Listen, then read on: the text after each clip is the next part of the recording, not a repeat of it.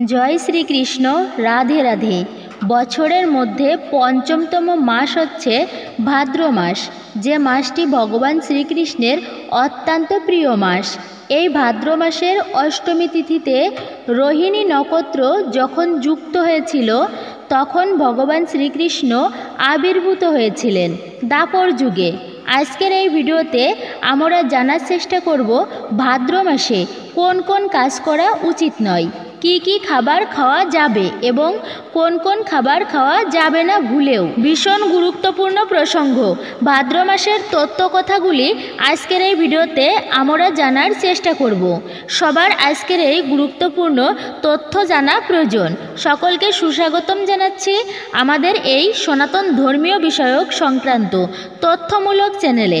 আমরা সর্বদা চেষ্টা করি এই রকমই সনাতন ধর্মের গুরুত্বপূর্ণ তথ্যগুলি আপনাদের সামনে ব্যক্ত করতে এবং শেয়ার করতে। তো আসুন কিছুক্ষণ সময় একসাথে সবাই মিলে ধৈর্য ধরে আজকের এই ভাদ্র মাসের তথ্যগুলো প্রসঙ্গে জেনে নিই। আশা করছি আজকের এই তথ্যগুলি আপনাকে একটু হলেও সমৃদ্ধ করবে। ভালো লেগে থাকলে অবশ্যই একটি লাইক করে কমেন্ট সেকশনে ভগবান শ্রীকৃষ্ণের নামটি একবার হলেও লিখে যাবার অনুরোধ জানাচ্ছি। বন্ধুরা, এই ভাদ্র মাস ভগবান শ্রীকৃষ্ণের অত্যন্ত প্রিয় মাস। কেননা আমরা তো জানি এই মাসে স্বয়ং ভগবান শ্রীকৃষ্ণ, যিনি সমস্ত অবতারের অবতার, তিনি এই ধরাধামে আবির্ভূত হয়েছিলেন। সেই জন্যই ভাদ্র মাসের একটা আলাদা এবং বিশেষ গুরুত্ব রয়েছে। তাই এই ভাদ্র মাসকে বলা হয়েছে, যে ব্যক্তি ভাদ্র মাসে প্রতিটা তিথি পালন করতে পারে, বিশেষ করে লক্ষ্মীনারায়ণের পূজা করতে পারে, জীবনে দারিদ্রতা দূর হয়, দুঃখ কষ্টের নাশ হয়। আরও একটা বিষয়, যারা তীর্থযাত্রা করতে চান, তীর্থযাত্রা করার জন্য এই ভাদ্র মাস খুবই শুভ এবং পবিত্রতম মাস। মানুষের জীবনে তীর্থ ভ্রমণ করা উচিত, একবার হলেও জীবনে তীর্থযাত্রা করা উচিত, ভগবানের ধাম পরিদর্শন করা উচিত। শাস্ত্র অনুসারে মনুষ্য জীবনের জন্য উচিত যে একবার হলেও ভগবানের ধাম যাওয়া, তীর্থস্থান পরিদর্শন করা, এবং এর মাধ্যমে বিশেষ পুণ্য লাভ হয়ে থাকে। হ্যাঁ বন্ধুরা, তীর্থযাত্রার মাধ্যমে বিশেষ পুণ্য লাভ হয়ে থাকে। তীর্থ লাভ করলে যে ফল পাওয়া যায়, তীর্থস্থান দর্শনের মাধ্যমেও তার থেকে বেশি ফল পাওয়া যায়। সেই জন্য শাস্ত্রে তীর্থযাত্রা বা ভ্রমণ করাকে অত্যন্ত শুভ বলা হয়েছে। তবে তীর্থযাত্রা যে কোনো সময়ে করা উচিত নয়, আর শুভ ফলও প্রাপ্ত হয় না। সেই জন্য ভাদ্র মাসে ভগবানের ধাম দর্শন করা খুবই শুভ বলা হয়েছে। তাই আপনারা সবাই এই ভাদ্র মাসে তীর্থ ভ্রমণ করতে পারেন। কিন্তু এই দিনে শুধুমাত্র ভগবান শ্রীকৃষ্ণ নয়, আমরা তো জানি ভগবান শ্রীকৃষ্ণ সব সময় আসে না। ভগবান হচ্ছে সমস্ত অবতার। এই যে রাম, বলরাম, পরশুরাম, এরা হচ্ছে সবাই অবতার। বিষ্ণুও ভগবান, রামও ভগবান, যদিও সবাই এক, কিন্তু কৃষ্ণ ও বিষ্ণুর মধ্যে পার্থক্য হচ্ছে, কৃষ্ণ হচ্ছে স্বয়ং অবতারী, বিষ্ণু বা রাম হচ্ছে অবতার, যার থেকে এসেছে, তিনি হচ্ছেন কৃষ্ণ। সেই ভগবান শ্রীকৃষ্ণ ব্রহ্মার এক কল্পে একবার আসেন। দ্বাপর যুগে রোহিণী নক্ষত্র যখন যুক্ত হয়, সেই সময়টা হচ্ছে প্রতি 864 কোটি বছর পর পর। এই পৃথিবীর গণনা অনুসারে একবার স্বয়ং ভগবান শ্রীবিষ্ণু আবির্ভূত হন। এই যে সত্য, ত্রেতা, দ্বাপর ও কলি, এই চতুর্যুগ মিলে, অর্থাৎ 4টা যুগ মিলে হয় একটা চতুর্যুগ। এই রকম সহস্র চতুর্যুগ মিলে ব্রহ্মার একদিন, আবার 1 সহস্র চতুর্যুগ মিলে ব্রহ্মার এক রাত্রি হয়। এই রকম করে ব্রহ্মার এক কল্পে স্বয়ং ভগবান শ্রীকৃষ্ণ তিনি আবির্ভূত হন। শুধুমাত্র ভাদ্র মাসে কৃষ্ণের জন্মাষ্টমী তিথি হয়।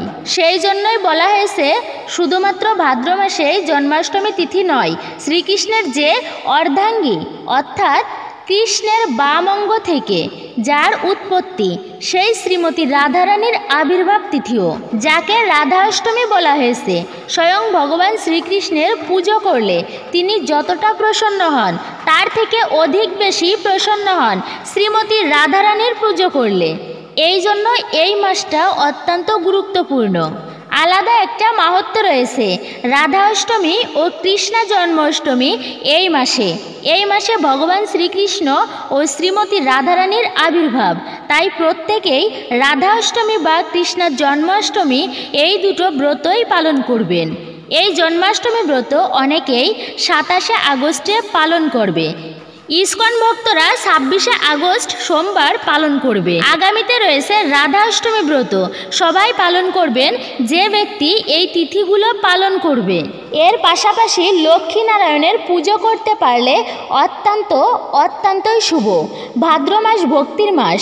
জ্যোতিষশাস্ত্র মতে বলা হয়েছে যে জীবন থেকে দুর্ভাগ্য দূরীভূত করার জন্য ভাদ্র মাস পালন করুন। অর্থাৎ এই ভক্তির মাসে ইষ্ট দেবতার পূজা বিশেষভাবে করেন। এতে সৃষ্টিকর্তার কৃপায়, ভগবানের কৃপায় জীবন থেকে অমঙ্গল দূরীভূত হবে। অনেকে আবার রত্ন আংটি পরে, এর ফলেও গ্রহদোষ থেকে মুক্ত হওয়া যায়। হ্যাঁ, আংটি পরা বা আংটি ধারণের ফলে গ্রহদোষ উপশম হয়। তবে বলা হয়েছে ইষ্টদেবের যদি কৃপা হয় জীবনের সকল বিপদ দূর হয়, জীবনে মঙ্গল সাধিত হয়। সেই জন্যই মূলত এই রাধা অষ্টমীর দিনকে প্রত্যেকের পালন করা উচিত। শুধু তাই নয়, এই মাসে আরও দুটি একাদশী রয়েছে, অত্যন্ত গুরুত্বপূর্ণ একাদশী। রাজা হরিশ্চন্দ্রের নাম আমরা শুনেছি। ভাদ্র মাসের মাহাত্ম্য জানা সকলেরই প্রয়োজন। হরিশ্চন্দ্র রাজা যিনি সততা রক্ষার্থে নিজ রাজ্য পর্যন্ত হারিয়েছিলেন, স্ত্রীকে বিক্রি করতে বাধ্য হয়েছিল, এতটা অসহায় হয়ে পড়েছিল, এমনকি তার পুত্র সন্তানও মারা গিয়েছে। কিন্তু তারপরেও কিভাবে তিনি সকল কিছু ফিরে পেল? সেই হরিশ্চন্দ্র রাজা পর্যন্ত কি করল? তিনি এই ভাদ্র মাসের একাদশী অর্থাৎ শ্রীকৃষ্ণের জন্মাষ্টমীর পরে যে একাদশী ব্রত পড়ে সেই অন্নদা একাদশী ব্রত পালন করেছিল। হরিশ্চন্দ্র রাজা যিনি স্বয়ং তিনি রাজ্য ফিরে পেলেন, স্ত্রী পুত্র ফিরে পেয়েছিল, মৃত পুত্র পর্যন্ত জীবিত হয়েছিল। ইতিহাসে এই একমাত্র রাজা যিনি তার প্রজাদের সহিত আত্মীয় স্বজন পরিবর্গ সহ একসঙ্গে সবাই মিলে স্বর্গে গমন করেছিল। ইতিহাসে এই একজন রাজার উল্লেখ পাওয়া যায়, যার পুণ্য বলে সমস্ত প্রজাগণ স্বর্গে গিয়েছিল। সেই জন্য ভাদ্র মাসে বেশি গুরুত্বপূর্ণ। এরপরে রয়েছে পার্শ্ববর্ধিনী একাদশী। ভগবান শ্রীবিষ্ণু তিনি যে শয়ন করে আছেন, তিনি যোগনিদ্রায় শয়ন করেন। ভগবান শ্রীবিষ্ণু তিনি এই যে শেষ নাগের উপরে মা লক্ষ্মী দেবী তার পদসেবা করছে এবং তিনি ঘুমিয়ে থাকেন।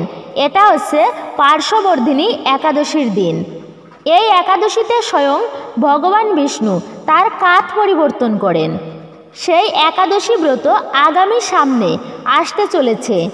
এই মাসেই আবার রয়েছে কৌশিকী অমাবস্যা। কেন এই মাস এতটা গুরুত্বপূর্ণ?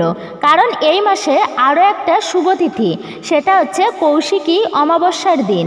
এই কৌশিকী অমাবস্যার দিনে মা দুর্গা দেবীর যারা মা কালীর ভক্ত রয়েছেন তাদের জন্য একটা বিশেষ গুরুত্ব রয়েছে। এই দিনে দুর্গা মায়ের, কালী মায়ের বিশেষভাবে পূজা করা হয়ে থাকে। সেই জন্যই স্বয়ং দুর্গা মায়ের থেকে সৃষ্টি হয়েছে এই কৌশিকী দেবী। অনেক শাস্ত্রে পাওয়া যায় এই কৌশিকী দেবী স্বয়ং শুম্ভ নিশুম্ভকে বধ করেছিলেন। এই জন্য মূলত এই মাসটাকেও অনেক বেশি গুরুত্ব দেওয়া হয়েছে। এর পাশাপাশি হচ্ছে এই মাসে আবারও মধু পূর্ণিমা, যে পূর্ণিমায় লক্ষ্মীনারায়ণের পূজা করার ফলে জীবন থেকে সম্পূর্ণভাবে দারিদ্রতা, চিরতরে দারিদ্রতা দূর হয়। শুধু তাই নয়, ভাদ্র মাসের শুক্লপক্ষের চতুর্থ তিথিতে গণেশ পূজা করা হয়। বিনায়ক গণেশ পূজা, যাদের জীবনে বেশি বেশি বিঘ্ন হয়ে থাকে, মানে বেশি বেশি বাধা, বেশি বেশি বিপদ আপদ হয়, এদেরকে বলবো আপনারা গণেশ পূজা করুন। গণেশ হচ্ছে সিদ্ধিদাতা, অমঙ্গল নাশ করে এবং তার পুজো করার ফলে অমঙ্গল দূরীভূত হয়, বিপদ আপদ কেটে যায়। যারা গণেশের পুজো করে তাদেরকে বলা হয় গাণপত্য। যারা ভগবান বিষ্ণুর উপাসনা করে এরা হচ্ছে বৈষ্ণব। কিন্তু যারা এই সিদ্ধিদাতা গণেশের উপাসনা করে থাকে তারাই গাণপত্য। এই গণেশের পুজো করার ফলে বিশেষভাবে গণেশের কৃপায় জীবন থেকে অমঙ্গল দূরীভূত হয়। এই মাসে রয়েছে বিশ্বকর্মা পুজো। এই সমস্ত কিছু মিলে ভাদ্র মাস, যার একটা আলাদা গুরুত্বই রয়েছে। বাংলা বর্ষ পঞ্জিকা অনুসারে দ্বাদশ মাসের মধ্যে ষষ্ঠ মাস হচ্ছে এই ভাদ্র মাস। কিন্তু এই মাসে কোন কোন কাজ করা উচিত, অর্থাৎ কি কি করা উচিত আর কি কি করা উচিত নয়, এই মাসে প্রত্যেককে বলবো আপনারা বেশি বেশি ভগবানের নাম জপ করবেন। সম্ভব হলে প্রতিদিন একটানা সৃষ্টিকর্তা বা আপনার ইষ্টদেবের পূজা করবেন। এর মাধ্যমে ইষ্টদেবতার কৃপা ও সন্তুষ্টি লাভ করা যায়। কিন্তু কি কি কাজ করবেন না এই শুভ মাসে, অর্থাৎ ভাদ্র মাসে যে কাজগুলো করা উচিত নয়, প্রথমত হচ্ছে কারোর সঙ্গে কোনো অশ্লীল ব্যবহার না করা। এমন কোনো কার্য করবেন না যার মাধ্যমে অন্য কোনো ব্যক্তি কষ্ট পায়। কখনো কোনো ব্যক্তির সাথে, সেটা কোনো শুভ মাস হোক বা যে কোনো দিন হোক, এমন কোনো আচরণ করবেন না যার মাধ্যমে অপর কোনো ব্যক্তি কষ্ট পায়। এটি কিন্তু জীবনে অমঙ্গল। আপনি যতই সঠিকভাবে পুজো অর্চনা করুন না কেন, যদি আপনার মধ্যে অহংকার থাকে, কোনো ব্যক্তি আপনার আচরণের মাধ্যমে খুব কষ্ট পায়, প্রকৃতপক্ষে সেই ব্যক্তি কখনোই ভগবানের কৃপা লাভ করতে পারে না। তো এই কাজটা কখনোই আপনারা করবেন না। কখনো কারোর সাথে খারাপ আচরণ, অশ্লীল ব্যবহার করবেন না। বিশেষ করে এই ভগবান শ্রীকৃষ্ণের আবির্ভাবের মাসে বা জন্মাষ্টমীর দিনে অনেকেই বলে থাকে ভাদ্র মাসে যদি গাভীর বাচ্চা প্রসব করে, সেক্ষেত্রে নাকি সেই গাভীর দুধ নাকি ভগবানের সেবায় লাগে না। এই তথ্যটা কতটুকু যুক্তিসঙ্গত? এটা সম্পূর্ণই ভুল তথ্য। ভাদ্র মাস হোক না কেন, যে কোনো মাসে দুগ্ধ দিয়ে বা গাভীর দুগ্ধ দিয়ে ভগবানের সেবা করা যাবে বা ভগবানের সেবায় লাগানো যাবে। বলে থাকে ভাদ্র মাসে সন্তান হলে তার অমঙ্গল হয়। এটা কোন শাস্ত্রে বলা আছে? হ্যাঁ, বলা হয়েছে এই রকম, ভাদ্র মাসে সন্তান জন্মগ্রহণ করলে তাদের জীবনে একটুকু বিপদ আপদ বেশি হতে পারে, কিন্তু যদি সেই ব্যক্তি ভগবানের প্রতি বিশ্বাস রেখে, অর্থাৎ ভগবানের ভক্ত হতে পারে, জীবনে ধৈর্য ধারণ করলে সে বিপদকে কাটিয়ে উঠতে পারে। ভগবানের কৃপায় জীবনে বিপদ আপদ প্রত্যেকেরই রয়েছে। এই জগৎটাই দুঃখের আলয়। তার মানে এই নয় ভাদ্র মাসে সন্তান হলে তার জীবনে অমঙ্গল হয়। ভাদ্র মাসে গাভীর বাচ্চা হলে তাদের দুগ্ধ খাওয়া যায় না, এটা কোনো শাস্ত্রে বর্ণনা করা হয়নি। এগুলো হচ্ছে কুসংস্কার। এবং একটা বিষয় হচ্ছে, সম্ভব হলে অবশ্যই ব্রহ্মচর্য আপনারা পালন করবেন। ভাদ্র মাস এতটাই পুণ্যের মাস। এই মাসে যদি কেউ সংযম পালন করে ভগবানের পুজো করতে পারে, তাহলে তার প্রতি বিশেষভাবে ভগবানের কৃপা লাভ হয়। অনেক প্রকার ব্রত রয়েছে, যার মধ্যে একটা ব্রত হচ্ছে ব্রহ্মচর্য ব্রত। যে ব্যক্তি জীবনে কখনো বিবাহ করবে না, অন্তত পক্ষে যারা গৃহস্থ রয়েছেন তারা অন্তত এই ভাদ্র মাস অর্থাৎ পুরো মাসটা যদি ব্রহ্মচর্য পালন করতে পারেন এবং ঠাকুর পুজো করতে পারেন, শুচি হয়ে অর্থাৎ শুদ্ধ বস্ত্র পরিধান করে প্রতিদিন আপনারা ঠাকুর পুজো করবেন। বলা হয়েছে আর একটা বিষয়, কারো ঋণ অর্থাৎ কারো থেকে এই মাসে ঋণ দেওয়া নেওয়া উচিত নয়, এটাও মনে রাখবেন। কখনোই ঋণ নেওয়া দেওয়া ভালো নয়।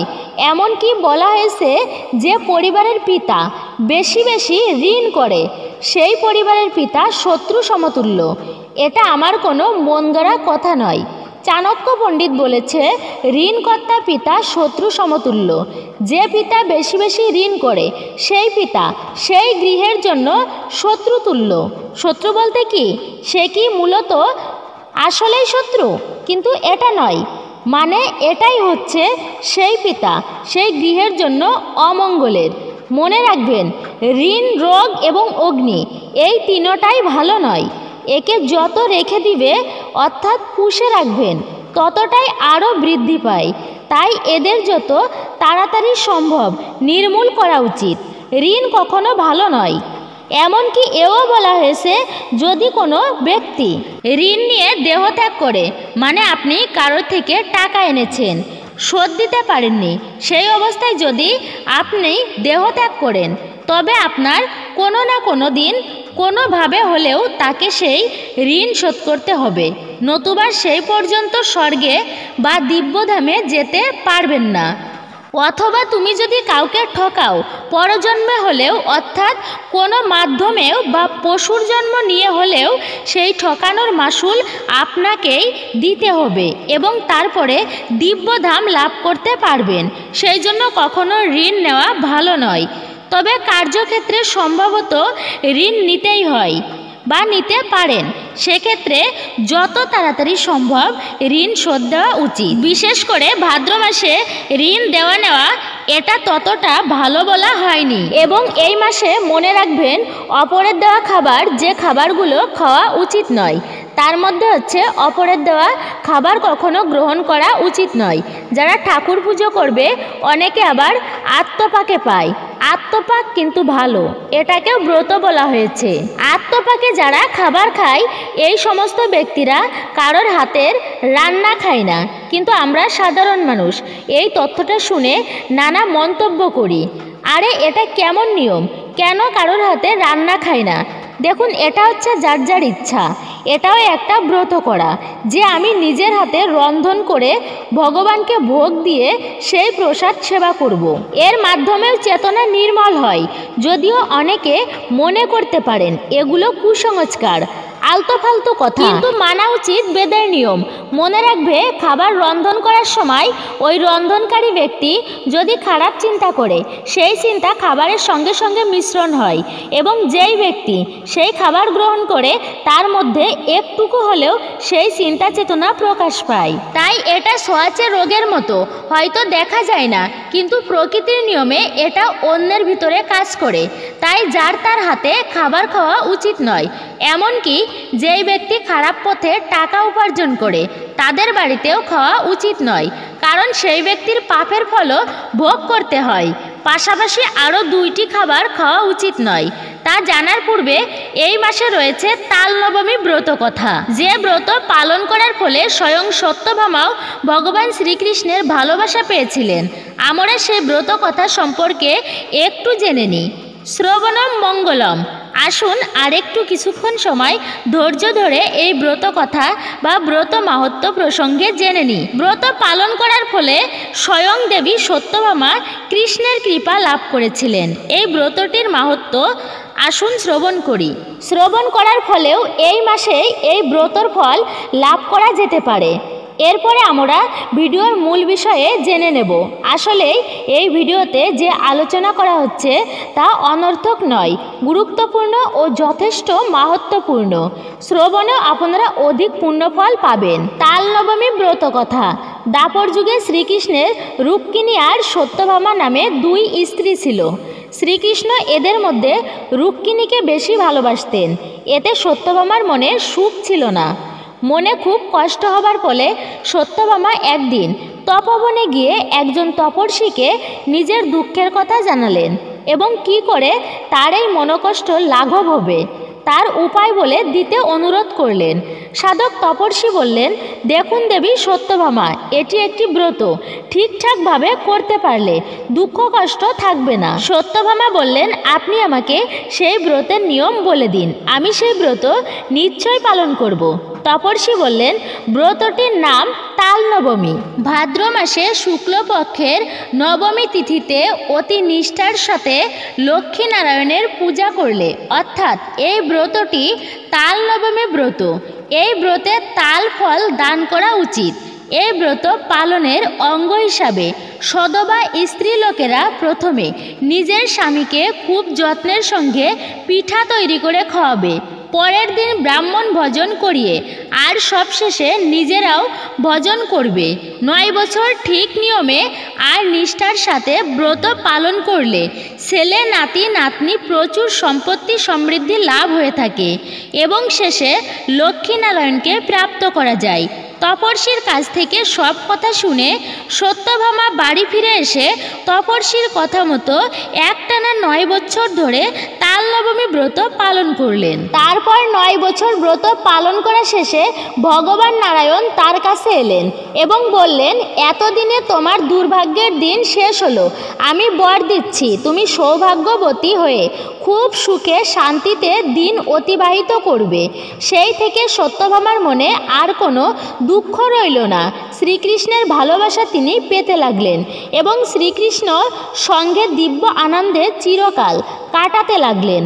তাল নবমী ব্রতের ফল ভাদ্র মাসে ত্রয়ী স্ত্রীরা এই তাল নবমী ব্রত করলে তাদের কোনো দুঃখ দুর্দশা কষ্ট থাকে না এবং তারা স্বামী সোহাগিনী হয়ে থাকে।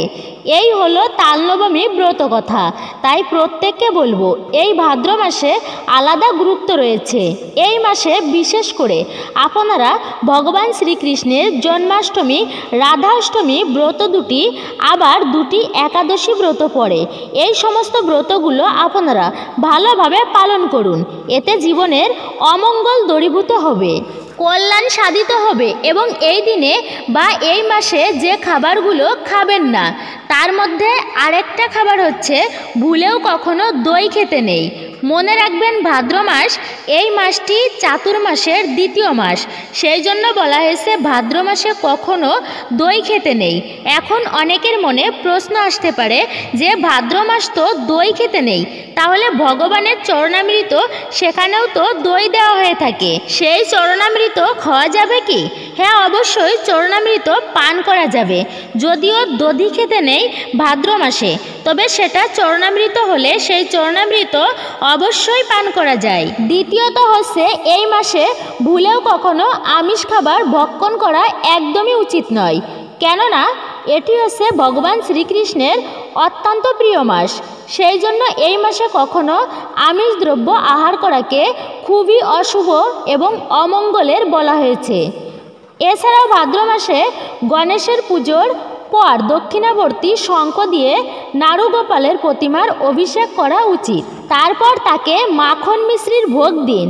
ভোগে তুলসী পাতা অর্পণ করুন। এবার দুধে জাফরান মিশিয়ে নারুগোপালকে অর্পণ করুন। পরে প্রসাদ হিসেবে বিতরণ করে দিন।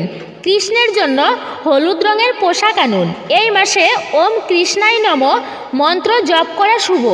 এছাড়াও শাস্ত্রমতে ভাদ্র মাসে মাংস, মধু, গুড়, সবুজ সবজি, মূলো এবং বেগুন খেতে নেই, কারণ এই মাসে এই সবজি ও খাদ্য সামগ্রী খেলে শারীরিক অসুস্থতা দেখা দিতে পারে। বৈজ্ঞানিক দিক দিয়ে বিচার করলে এই মাসে বৃষ্টি বেশি হয়, যার ফলে সবুজ সবজি পচতে শুরু করে ও তাতে পোকা ধরে। তাই এই ধরনের সবজি খেলে অসুস্থ হওয়ার সম্ভাবনা থেকে যায়। ভাদ্র মাসে অতিরিক্ত তেল দিয়ে তৈরি জিনিস খাওয়া অনুচিত। ভাদ্র মাসে বিষ্ণু ও তার অবতারের পুজোর বিশেষ মাহাত্ম্য রয়েছে। ভাদ্র মাসে অজা একাদশীতে বিষ্ণুর পুজো করলে সমস্ত পাপ ক্ষয় হয়। শাস্ত্রমতে এই মাসে মদ, ধূমপান, তামাক সেবন থেকে দূরে থাকা উচিত। তা না হলে লক্ষ্মী রুষ্ট হন ও গৃহ ত্যাগ করেন। ফলে ব্যক্তির জীবনে অর্থাভাব দেখা দেয়, অভাব অনটনে দিন কাটতে শুরু করে। ভাদ্র মাসে গুড় খেতে নেই, এর ফলে গলা খারাপ হয় এবং কণ্ঠস্বর নষ্ট হয়। পাশাপাশি তিলের তেলও এই মাসে খেতে নেই। মনে করা হয় ভাদ্র মাসে যে ব্যক্তি তিলের তেলের সেবন করে তাদের আয় কম হয়। গুড় ও তিল তেলের পাশাপাশি ভাদ্র মাসে দই খাওয়া যাবে না, আবার কেউ ভাত দিলে তাও খাওয়া যাবে না।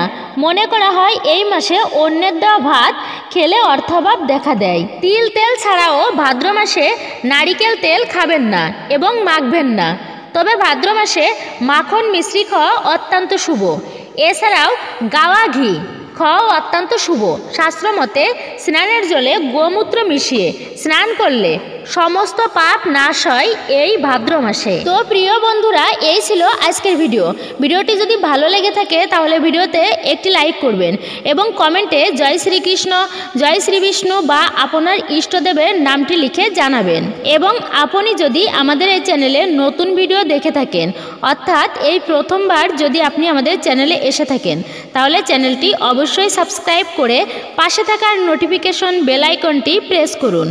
সকলে ভালো থাকুন, সুস্থ থাকুন, পরম করুণাময় ঈশ্বরের অশেষ কৃপায়। আবারও কথা হবে নতুন কোনো ভিডিওর বিষয় নিয়ে। ভিডিওটি ধৈর্য সহকারে সম্পূর্ণ দেখার জন্য আপনাদের সকলকে অসংখ্য ধন্যবাদ।